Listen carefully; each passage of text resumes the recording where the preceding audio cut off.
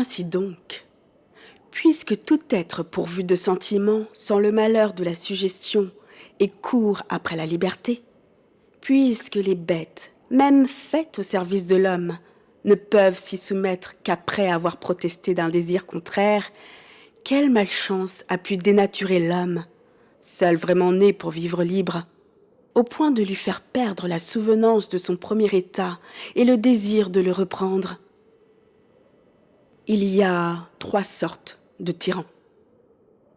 Les uns règnent par l'élection du peuple, les autres par la force des armes, les derniers par succession de races. Ceux qui ont acquis le pouvoir par le droit de la guerre s'y comportent. On le sait et le dit fort justement comme en pays conquis.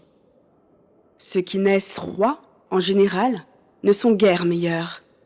Nés et nourris au sein de la tyrannie, ils sucent avec le lait le naturel du tyran et ils regardent les peuples qui leur sont soumis comme leurs serfs héréditaires.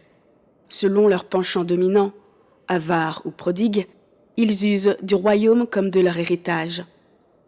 Quant à celui qui tient son pouvoir du peuple, il semble qu'il devrait être plus supportable.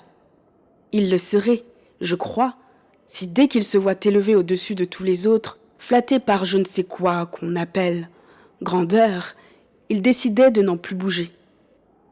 Il considère presque toujours la puissance que le peuple lui a léguée comme devant être transmise à ses enfants. Or, dès que ceux-ci ont adapté cette opinion, il est étrange de voir combien ils surpassent en toutes sortes de vices et même en cruauté tous les autres tyrans. Ils ne trouvent pas meilleur moyen pour assurer leur nouvelle tyrannie que de renforcer la servitude et d'écarter si bien les idées de liberté de l'esprit de leurs sujets que, pour récent qu'en soit le souvenir, ils s'effacent bientôt de leur mémoire. Pour dire vrai, je vois bien entre ces tyrans quelques différences, mais de choix, je n'en vois pas, car s'ils arrivent au trône par des moyens divers, leur manière de règne est toujours à peu près la même. Ceux qui sont élus par le peuple le traitent comme un taureau à dompter, les conquérants comme leur proie, les successeurs comme un troupeau d'esclaves qui leur appartient par nature. Je poserai cette question. Si par hasard, il naissait aujourd'hui quelques gens tout neufs, ni accoutumés à la sujétion, ni affriandés à la liberté, ignorants jusqu'au nom de l'une et de l'autre, et qu'on leur proposât d'être sujets ou de vivre libres, quel serait leur choix ?